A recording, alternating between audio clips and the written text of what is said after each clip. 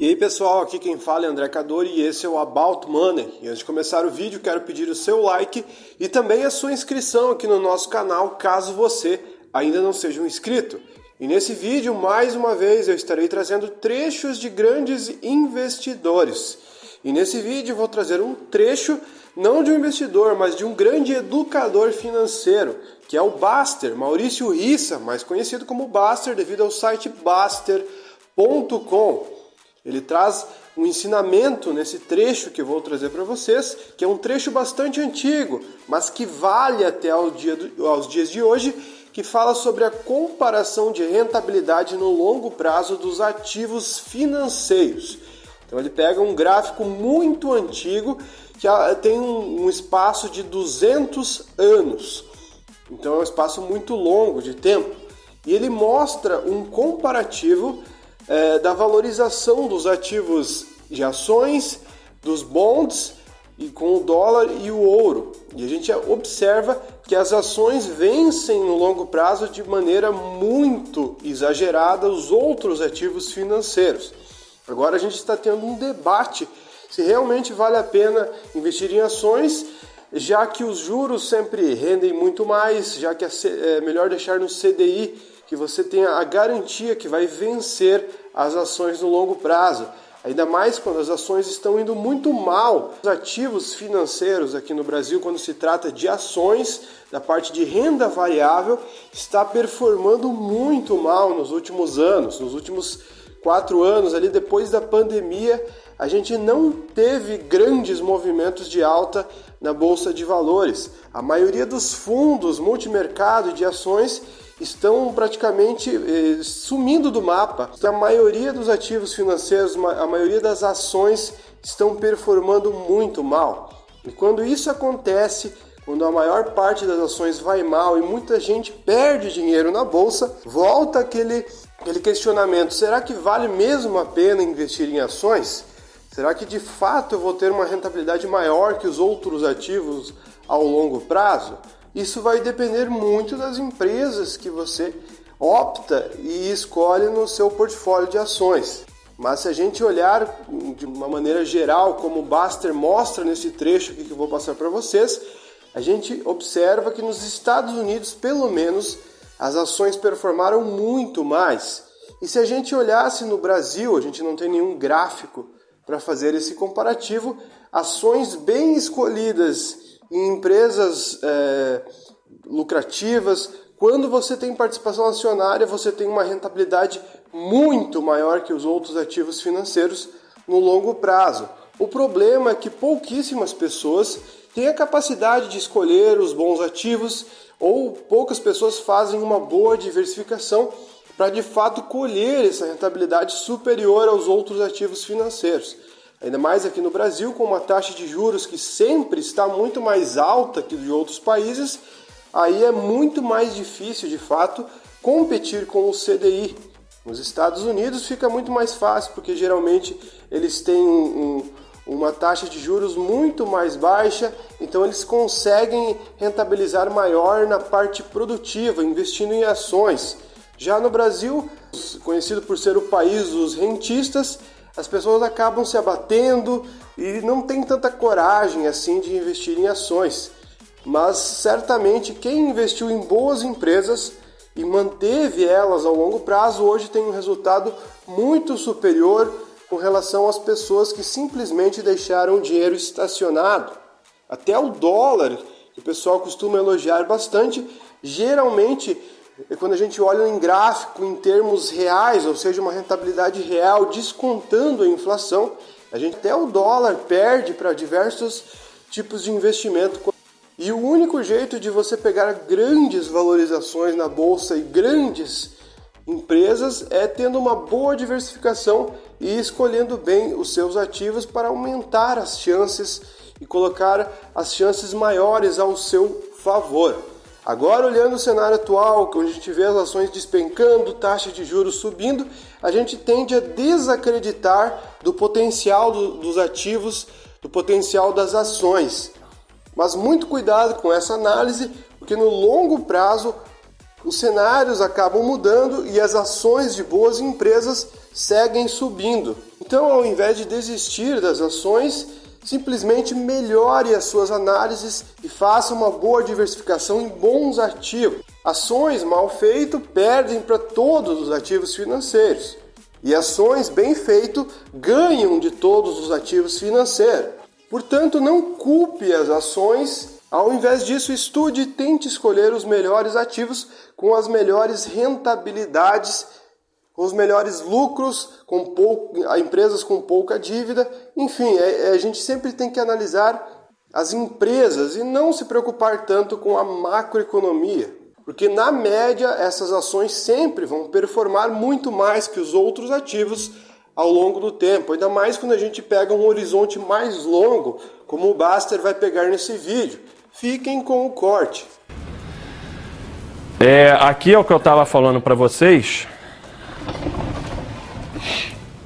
Isso aqui é um gráfico exagerado que pega 200 anos, né? Colocando $1 na bolsa, em títulos, ouro e dólar, né? É um estudo feito durante 200 anos. Dólar, obviamente, um resultado péssimo, porque isso aqui é um estudo nos Estados Unidos, teve inflação durante esses 200 anos. O ouro, que todo mundo fica falando sem parar, no longo prazo tem sido um péssimo investimento. Agora estão falando em ouro, pode ser até que mude, mas no longo prazo ele apenas manteve o que você investiu, de 1 foi para 1,95. Títulos, que são títulos de longo prazo e de curto prazo, né? Bonds e notes, né? Qual a inflação do período? Oi? Qual a inflação do período? 40%. Não, isso aqui já é real. Eu tenho esse gráfico nominal, esse já é o gráfico real. Esse gráfico já desconta a inflação. Para o dólar. Oi? O dólar começou em 1 e terminou em 0,06, foi 94% do período. Mas esse é o gráfico real. Eu tenho esse gráfico nominal também. Esse aqui é o gráfico de rendimento real, tá? Isso aqui também é do Jeremy Siegel, eu tinha que escrever aqui. Tá no livro Ações para o Longo Prazo. Títulos variou entre 1.000 e 300, título de longo prazo 1.000 e o título de curto prazo 300 e ações 755 mil.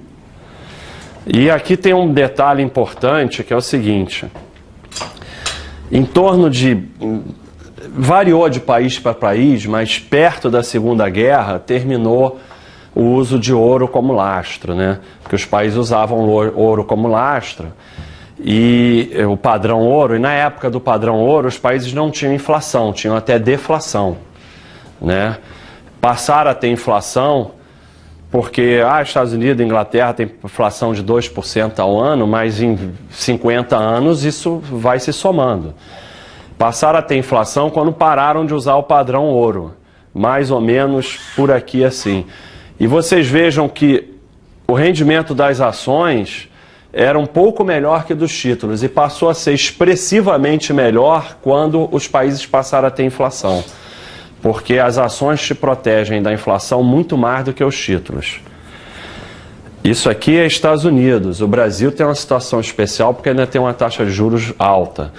Mas que já não é tão alta, apesar de ser alta, já não é tão alta. Nós não temos mais inflação de 30% ao mês. Então, é muito interessante isso também, porque as empresas reajustam seus produtos, né?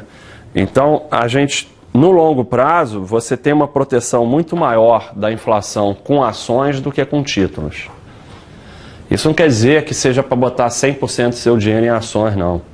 Até porque aqui a gente tem oportunidades no Tesouro Direto, que nos Estados Unidos não é tão grande, né, pela taxa de juros lá. Mas o que eu quero colocar é que ninguém deve abrir mão disso aqui.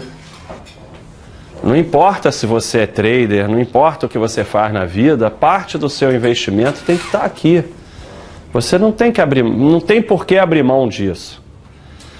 No longo prazo, provavelmente, se não houver uma catástrofe econômica, e se houver, todo mundo vai perder, o melhor investimento que você vai fazer vai ser em ações de empresas boas. Tem sido assim no mundo capitalista. Garantia, não existe a palavra garantia. Mas se as empresas não quebrarem, se o país não quebrar, provavelmente é o que vai acontecer no longo prazo. Então, isso aqui é um gráfico do Ibovespa. Pode? Vamos voltar. Não. Quando você fala de aplicar nas blue chips, né? Esse gráfico das ações, você está supondo diversificação e blue chips? Não, isso aqui, quando ele fala gráfico de ações, é uma carteira diversificada que representa o índice, né?